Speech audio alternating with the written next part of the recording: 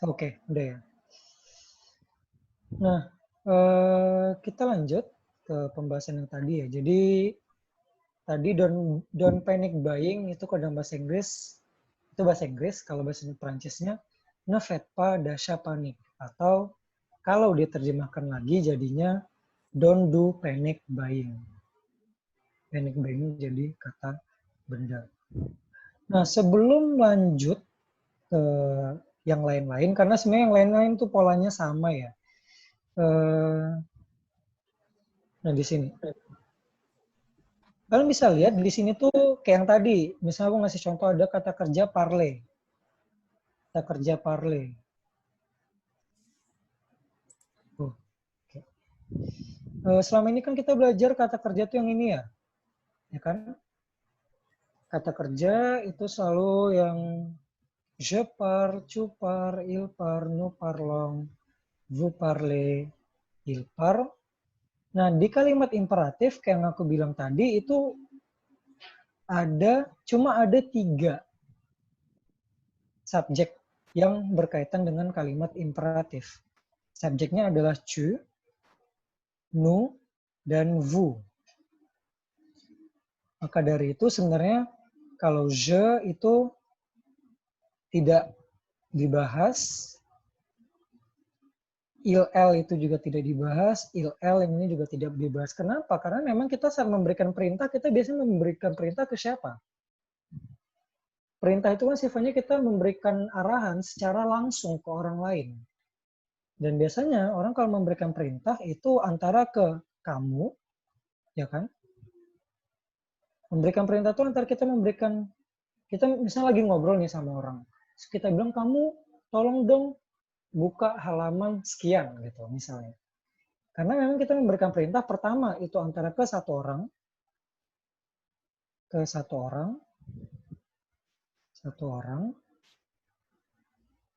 terus biasanya kita kan ibaratnya juga nggak, kalau memberikan perintah nggak mungkin ke dia. Kita meminta seorang dia, maksudnya kayak, ayo dia bisa nggak sih buka halaman ini? Ya itu bukan perintah namanya. Karena kalau perintah itu sifatnya direct langsung. Maka dari itu memberikan perintah itu antara ke tu atau ke vous, ke banyak orang. Ini banyak orang ya, banyak orang, ya kan? Atau kita mengajak. Karena di sini ajakan. Karena memang kalau memberikan perintah antara ke satu orang, ke banyak orang, atau kita mengajak rame-rame. Makanya dari itu kalimat imperatif itu hanya menggunakan kata kerja milik tu, nous, dan vous. Oke, begitu ya. Oke. Ini tak save dulu sebentar.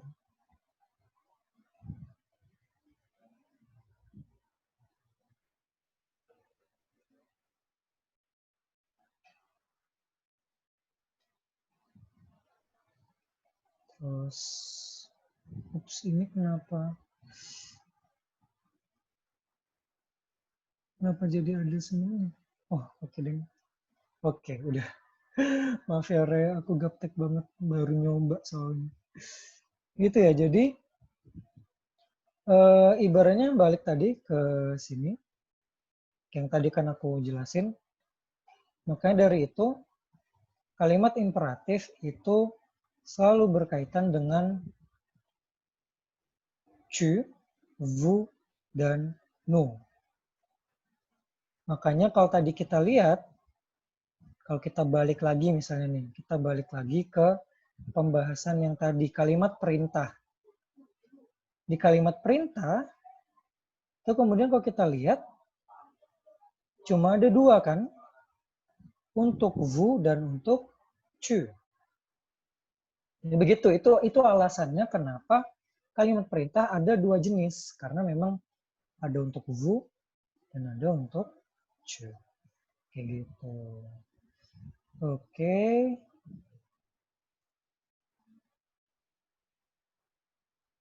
Sekarang, next lagi.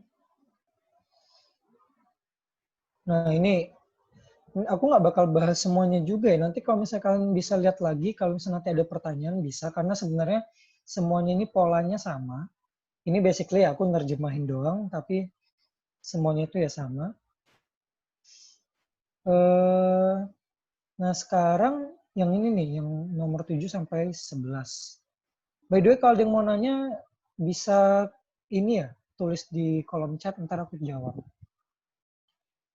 Terus, makanlah makanan yang menyehatkan. Di sini, manger sain et équilibré. Atau mange sain et équilibré. Terjemahannya di sini adalah, ini kalau diterjemahkan lagi adalah makanlah secara sehat dan seimbang. Ini terjemahan aslinya ya. Karena balik lagi kita dalam menerjemahkan sesuatu tuh nggak bisa kalimat per kalimat diterjemahin, itu nanti jadinya aneh. Karena setiap bahasa itu punya caranya sendiri untuk menyampaikan pesan. Di manger sain et équilibré itu artinya ada makanlah secara sehat dan seimbang. Terus nomor 8. Jagalah kebersihan. Nah, di sini aku ngasih tambahan dalam kurung rumahmu karena aku baru menyadari bahwa ternyata dalam bahasa Indonesia kita memberikan perintah jagalah kebersihan itu sifatnya sangat general. Ya tidak ada masalah dengan itu, cuma kebersihan itu maksudnya kebersihan apa? Enggak, bahasa Prancis kita nggak bisa sekedar kayak jagalah kebersihan. Kebersihannya kebersihan apa? Apakah kebersihan rumah, kebersihan diri, kebersihan kantor, atau apa gitu. Maka di sini karena ini berkaitan dengan COVID-19, jadi konteksnya mungkin bakal lebih masuk kalau jagalah kebersihan rumah gitu ya. Maka di sini kan votre maison. Makanya di sini aku terjemahin lagi. Ini jadinya jagalah kebersihan rumahmu. Benar seperti itu. Gardez votre maison. Oh, ini bukan proper ya, sorry, prop. Karena kayaknya yang tadi yang file yang aku kirim tadi udah aku revisi, jadi harusnya prop. Prop itu artinya bersih. Jadi prop artinya bersih. Votre maison itu rumah kalian. Jadi kita selama ini udah sering juga bahas maison. Maison itu rumah. Terus jagalah kesehatan. Ini kalau kita terjemahkan lagi ke dalam bahasa lain, jadinya adalah stay healthy. Tetap sehat. Tetaplah sehat. Ibaratnya kayak gitu. Cuma dalam bahasa Indonesia agak aneh, jadinya jagalah kesehatan. Dalam bahasa Indonesia konteksnya akan lebih pas kalau jagalah. Jagalah kesehatan. Nah, pada bahasa Inggris mungkin kayak stay healthy. Dalam Prancis itu soyez en bonne santé. Gitu. Terus hindari aktivitas di luar rumah. Hindari aktivitas di luar rumah ini terjemahannya, ini bahasa Prancisnya ada ne faites pas d'activité à l'extérieur. Ini kalau diterjemahkan lagi jadinya adalah don't do any activity outside. L'extérieur, ingat aja kayak kata eksterior. Dalam konteks misalnya kayak desain eksterior. Eksterior itu kan selalu berkaitan dengan luar. Interior, dalam. Jadi, ne faites pas d'activité à l'extérieur itu don't do any activity outside. Oke, begitu. Terus, pergilah ke dokter jika merasa sakit. Nah, ini pergilah itu ale. Atau va kalau misalnya cu. Karena kalau cu pasangannya va, cu va. Kalau vu pasangannya ale, vous allez. Misalnya ale, chez le médecin, ke tempat dokter, quand vous vous sentez malade. Ketika Anda merasa sakit. Nah, ini kalau diterjemahkan lagi ke dalam bahasa Indonesia, atau ya dalam bahasa Indonesia, ini harap maklum aja ya, kalau misalnya aku nerjemahin campur-campur, kadang ke bahasa Indonesia, kadang ke bahasa Inggris. Karena memang ada beberapa terjemahan yang lebih masuk kalau misalnya diterjemahkan ke bahasa Inggris. Ada juga yang lebih pas kalau misalnya diterjemahkan ke bahasa Indonesia. Nah, ini kalau diterjemahkan lagi, artinya adalah pergilah ke dokter ketika kamu merasa sakit. Ya, basically sama sih. Yang ini nggak berubah sih. Pergilah ke dokter ketika kamu merasa sakit. Yes. Kayak gitu. Sampai sini ada pertanyaan? Mungkin kalau ada yang mau nanya, silahkan ditulis di room chat.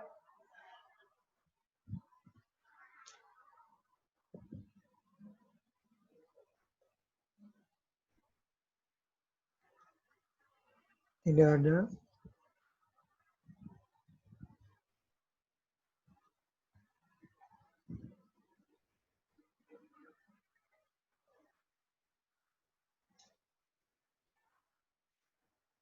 Kalau tidak ada, oke.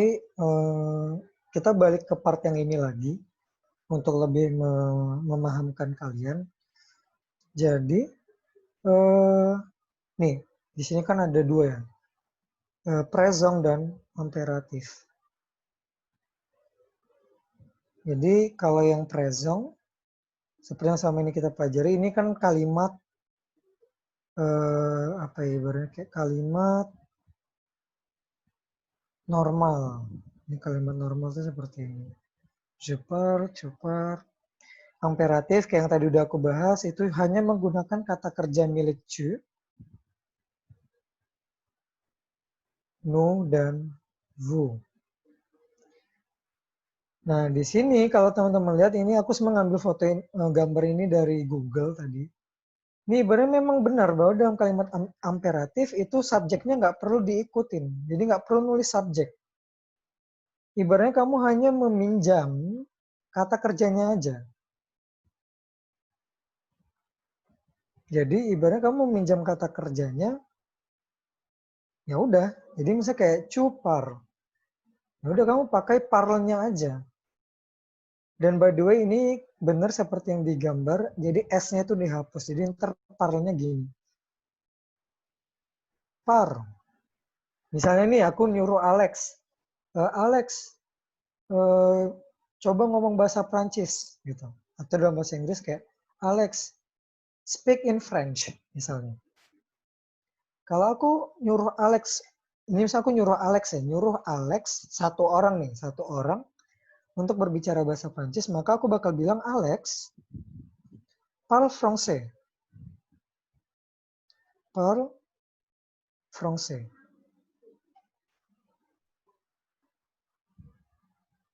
Ini artinya adalah Alex, speak French, please.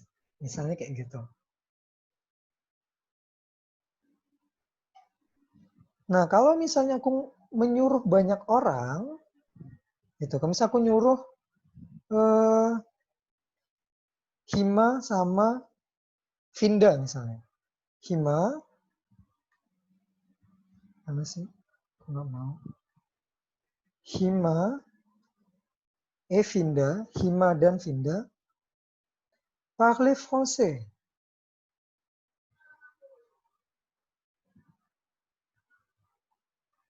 Nah, kok kayak gini kemudian, ini berarti aku meminta Hima dan Vinda speak French. Kenapa pakai parler? Karena itu untuk aku menyuruh banyak orang. Hima, Vinda, parle français gitu ibaratnya. Kayak Hima, Vinda, ayo ngomong bahasa Prancis gitu. Sedangkan kalau misalnya aku mengajak kita semua untuk ngomong bahasa Prancis, maka maka bentuk kalimatnya akan menjadi seperti ini. Parlons français. Gitu ya. Jadi inilah kenapa kalimat imperatif itu juga bisa berbentuk ajakan. Kenapa bisa berbentuk ajakan? Karena ya kita bisa mengajak orang dan juga kita bisa memerintah orang. Jadi ada dua jenis. Kayak gitu. Oke. Sini makanya misal Alex parle français. Alex speak French. Atau Hima et Vinda parle français. Hima, Vinda speak French. Sedangkan kalau misalnya ajakan, misalnya kayak let's speak French, ayo berbicara bahasa Prancis. Itu kalimatnya akan menjadi parlons français. Gitu ya. Oke, ini aku screenshot lagi biar nanti. Sampai sini ada pertanyaan mungkin teman-teman? Apakah ada pertanyaan?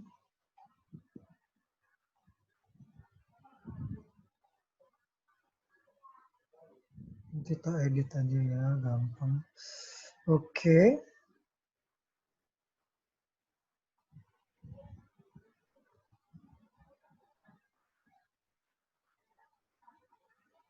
Nggak perlu pakai along ya Kak kalau ngajak. Maksudnya gimana Hima? Maksud kamu kalau ngajak harus pakai along di depan dulu baru kali kata kerja yang lain gitu?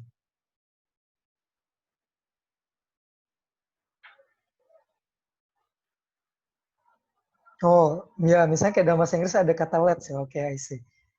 Nggak perlu. Jadi, eh, ibaratnya saat kita menggunakan kata kerja miliknya nu, itu otomatis sudah let's. Sudah berarti ajakan. Oke, di sini makanya kemudian aku bakal membahas kalimat ajakan. Ini kita lompat ke kalimat ajakan dulu ya, karena sebenarnya basically ini kan banyak banget. Dan sebenarnya semuanya ya terjemahan yang mana itu polanya sama semua. Kalau kalimat perintah, itu intinya adalah ada yang untuk vous dan ada yang untuk tu.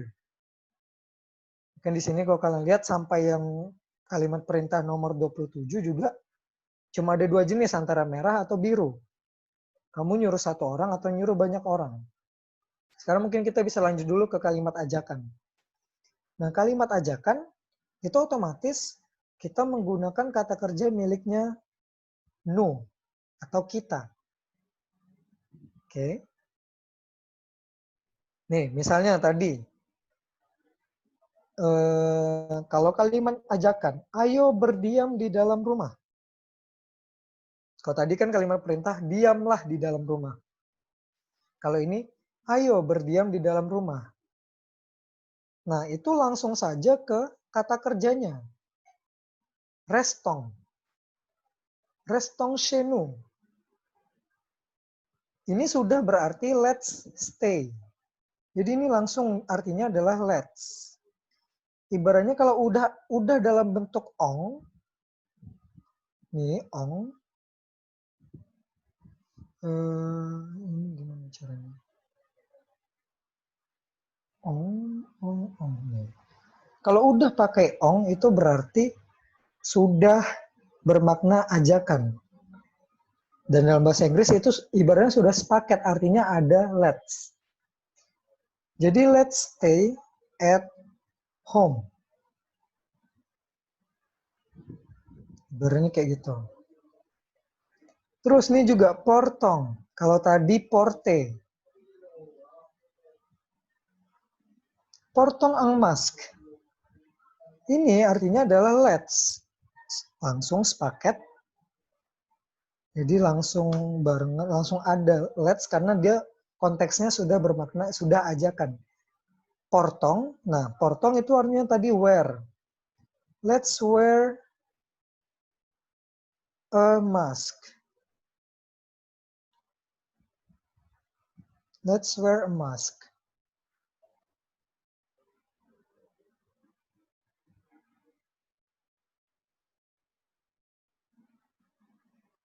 Atau misalnya ini, évitons les lieux, oh sorry, yang nomor 3 deh misalnya. Let's respectons une distance de sécurité d'un mètre. Ini artinya adalah let's respect a distance of security. Security distance ya, kayaknya security distance deh kalau bahasa Inggris. Aku juga jadi kayak lupa-lupa gitu. A security distance of 1 meter. Oh iya, harusnya gini sih terjemahnya, sorry. Let's respect a security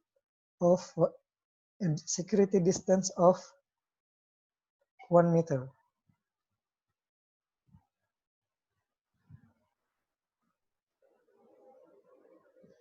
Nah, ini pertanyaan Lia, portez toujours un masque. Itu bisa.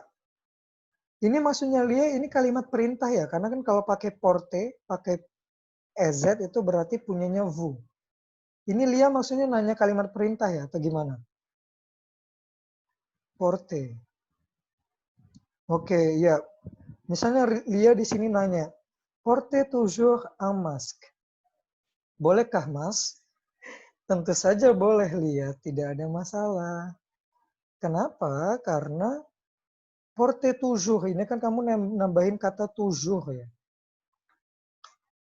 Portez toujours un masque. Toujours itu artinya adalah sabar ini always.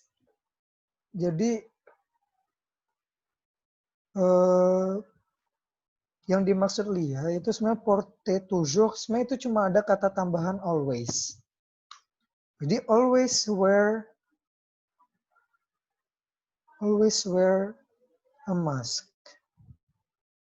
Jadi sebenarnya tidak ada masalah. Kalau kamu mau nambah kata toujours, tidak ada masalah karena itu artinya adalah always. Dan tentu bisa menjadi sebuah bentuk kata kerja. Itu ya.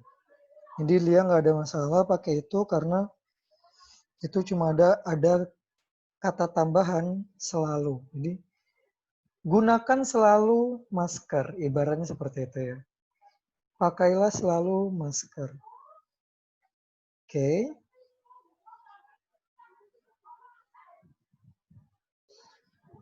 Begitu kita balik lagi ke kalimat ajakan.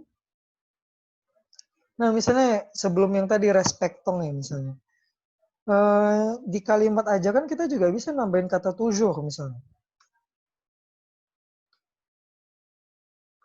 Portons toujours un masque. Let's always wear. Aku nggak tahu apakah dalam bahasa Inggris ini normal atau gimana. Kadang aku di otakku udah kecampur-campur banget. Tapi ibaratnya kurang lebih terjemahnya bakal seperti itu. Let's always wear a mask. Gitu ya. Terus nomor 3 tadi respectong. Let's respect a security distance of 1 meter. Tuh. Terus lavons-nous les mains régulièrement. Ini juga let's. Lavong itu artinya wash. Let's wash our hands regularly.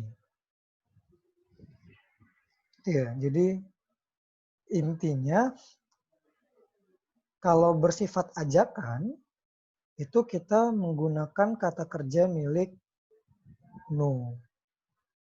Yang mana endingnya itu ong.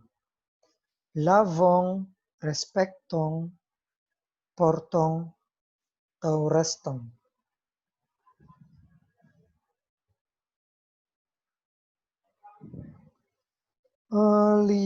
Hima, iya nggak apa-apa Hima. Ntar kalau misalnya ada waktu balik lagi aja nggak apa-apa. Oke. Terus itu ya. Nah di sini, oh ya sebelum, nah ini di slide yang ini teman-teman bisa lihat. Di situ aku ada membagi dua ya. Jadi di sini tuh ada dua contoh. Nah, teman-teman bisa lihat di sini aku ada membagi nih bentuk kata kerja normal.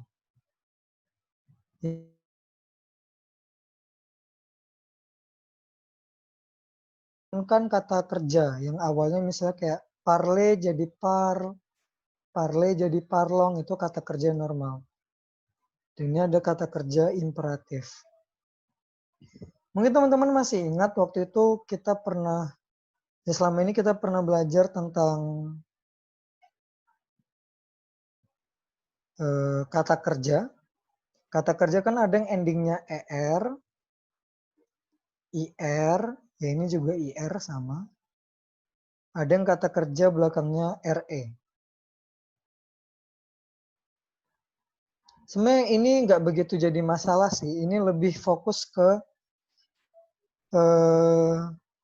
penggunaan kata kerja milik cu.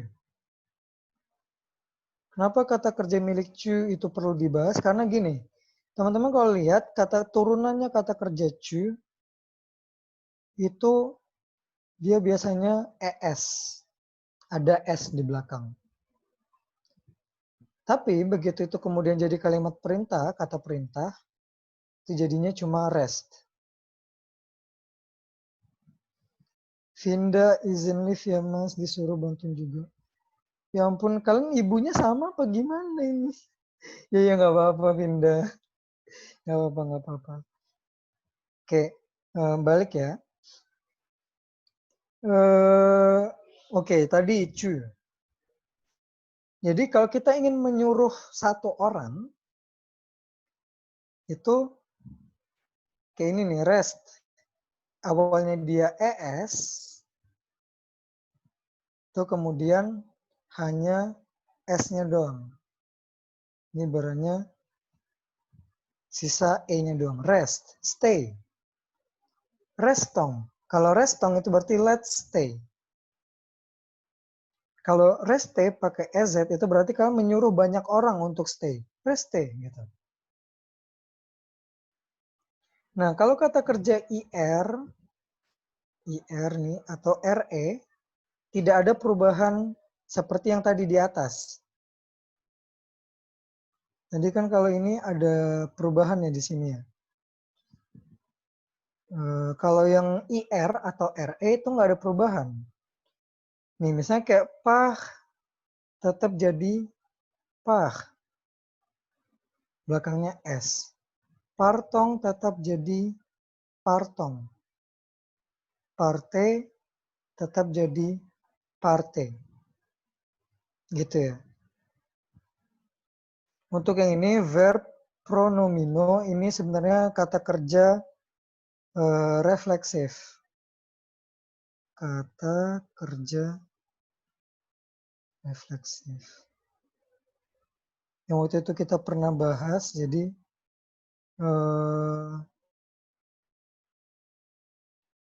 kata kerja refleksif ini basically biasanya berkaitan dengan, ya itu yang waktu itu aku pernah bahas, jadi kata kerja yang objeknya adalah diri sendiri. Nih misalnya biasanya kan kata kerja refleksif itu ada ininya nih. Cute, nunu, vuvu. ada ininya. Nah, jadi kalau kata kerja refleksif, misalnya tu te repose. Kata kerja, kalimat imperatifnya jadi repose-toi. Istirahatlah kamu. Repose itu istirahat. Atau ayo istirahat. Reposons-nous. Ayo istirahat. Ajakan kan, reposons. Reposer. Reposer itu kalau nyuruh orang banyak. Jadi ini kalau misalnya kita bandingkan antara kata kerja imperatif dengan kata kerja biasa. Gitu ya. Terus hari ini tak screenshot lagi.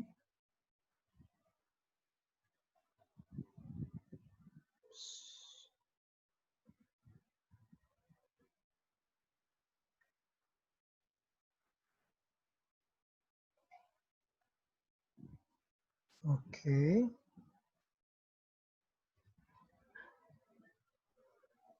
Tuh, sekarang kita bisa balik lagi lanjut ke ke contoh-contoh kalimat yang lain. Yang tadi mungkin belum kita terjemahin, tapi di sini kita fokus ke yang kalimat ajakan. Ini juga kalimat imperatif. Misalnya, ayo hindari keramaian. Évitons les rassemblements. Rassemblement itu artinya adalah keramaian. Atau bisa juga kerumunan. Kerumunan. Ayo hindari. Kalau udah ada ong itu berarti ayo. Terus yang kalimat berikutnya. Marilah kita tidak bersentuhan saat menyapa. Ini terjemahan bahasa Prancisnya adalah saluons-nous sans nous toucher. Ini artinya adalah let's say hi. Jadi dalam bahasa Prancis saluer itu adalah say hi. Let's say hi to each other. Let's say hi without touching each other. Jadi ibaratnya begini, kalau kita terjemahkan lagi kurang lebih terjemahnya akan menjadi seperti ini. Let's say hi without touching each other. Let's say hi, saluer, without touching each other. Sans nous toucher. Jadi sans itu artinya adalah without. Without. Sans.